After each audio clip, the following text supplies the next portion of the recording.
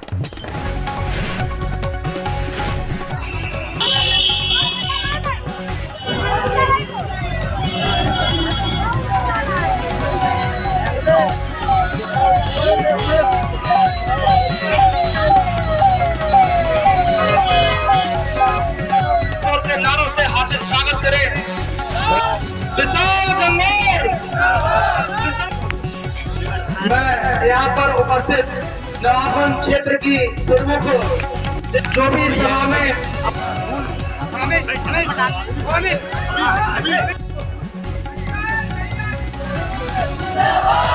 जो लोग मैं निवेदन करता हूँ, इस सभा के बाहर जो भी मुझे अपने प्रमुख कार्यकर्ता भी दिखाई दे रहे हैं जो खड़े हुए हैं, उनसे निवेदन करता हूँ, सर पुरुषों पे बहुत सारी जगह है, कृपया आकर के अपना स्थान ग्रहण कर ले। जो भी बंधु इस सभा के बाहर स्थान ग्रहण करें। पंडित दीनदयाल उपाध्याय जी इस क्षेत्र के काम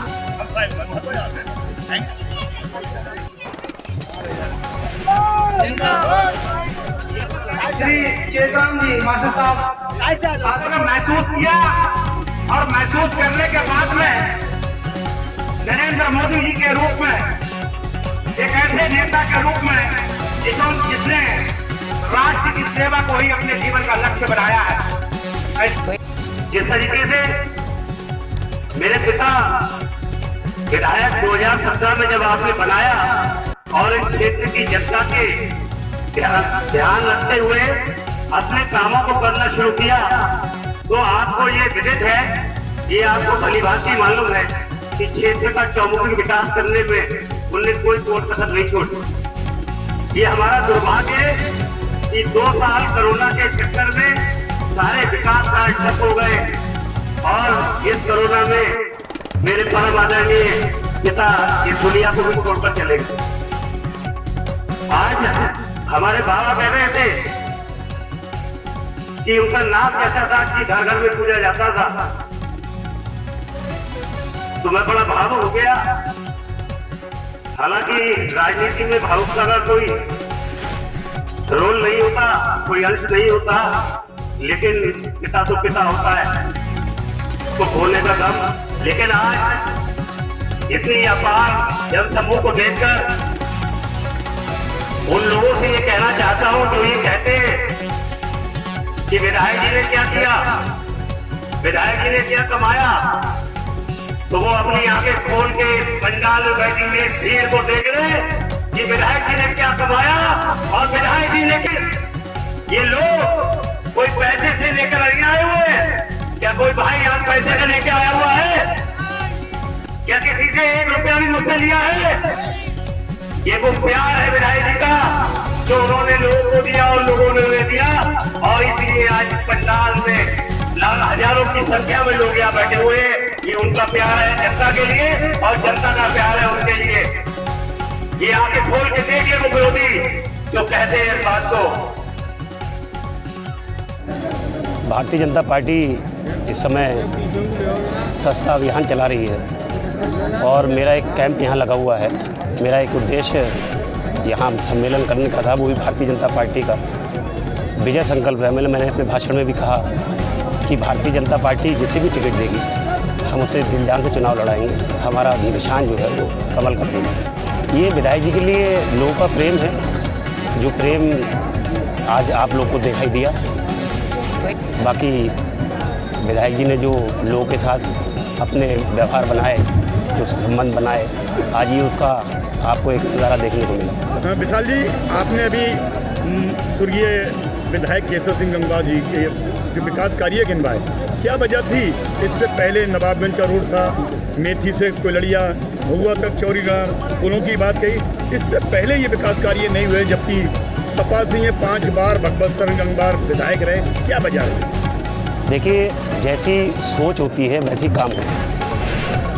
ऐसी सोच की सरकार जब उत्तर प्रदेश के अंदर आई, सबका साथ, सबका विकास, सबका विश्वास और सभी का साथ, जब ऐसी सरकार बीच में आई और इसी सोच का विधायक जब यहाँ बना तो उसी हिसाब से यहाँ काम हुआ। और भतपुरा ब्लॉक तो वास्तव में बहुत पिछड़ा हुआ था, लेकिन विधायक जी के कार्यशैली से जब भतपुरा ब्लॉक का चौमुखी विकास होना शुरू हो गया था। लेकिन कोरोना काल की इस कठिन परिस्थिति में वो हमें इस दुनिया में छोड़कर चले गए और उनके वो विकास कार्य रोके रह गए। उन्हीं को पूरा करने के लिए मैं राजनीति के क्षेत्र में आया हूँ।